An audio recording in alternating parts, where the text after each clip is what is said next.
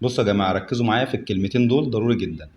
أي حد يبوس ابنك قول له بعد إذنك اديني تكاليف الحجز في الرعاية لمدة مثلا أسبوع. للدرجة دي؟ للدرجة دي. الأيام اللي احنا فيها دي بدأت الالتهابات الرئوية تنتشر، وده بيحصل كل سنة في التوقيت ده. كل شوية يجيلي تليفون من حالة محتاجة حجز في الرعاية ومحتاجة تنفس صناعي ومش لاقي لها مكان في الرعاية، وحاجة صعبة جدا. طيب الكلام ده بيحصل ازاي؟ طفل بريء عنده 3 4 شهور، اي حد معدي يبوسه فيخش على طول في دور برد، التهاب شعب، التهاب رئوي، عايز يتحجز في حضانة، عايز يتحجز في الرعاية، مش لاقيين مكان. موضوع صعب جدا. انتوا بتستهونوا الطفل جميل وعمالين نبوسه ونحضره احنا طول النهار، نلف في الشوارع ونقابل ناس ونروح شغلنا، كلنا ميكروبات. ممكن انا اكون حامل الميكروب بس مناعتي كويسه فمش متاثر يعني كويس، انما الطفل الصغير ده مش مستحمل. عشان كده بنقعد نحذر كتير يا جماعه، ما حدش يبوس العيال الصغيره، بالذات الاطفال اللي هم تحت الست شهور دول. يعني خطر جدا، دور البرد البسيط ده ممكن يقلب في التهاب رئوي في ثانيه. والايام دي عمالين نحول حالات كتير على المستشفى، حجز حجز حجز.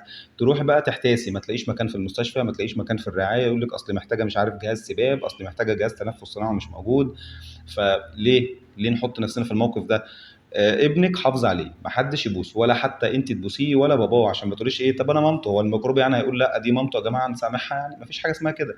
وبالتالي يا ريت ناخد بالنا من عيالنا، الطفل اقل من 6 شهور بالذات، وعموما الاطفال يعني، بس الاطفال اللي هم حديث الولاده شهر 2 3 4 هكذا، ناخد بالنا كويس جدا من القصه دي. بلاش نبوس الاطفال، ابوس ايديكم انا بقول لكم بلاش تبوسوا الاطفال، ارحموهم من الميكروبات اللي انتوا بتدوها لهم بنفسكم.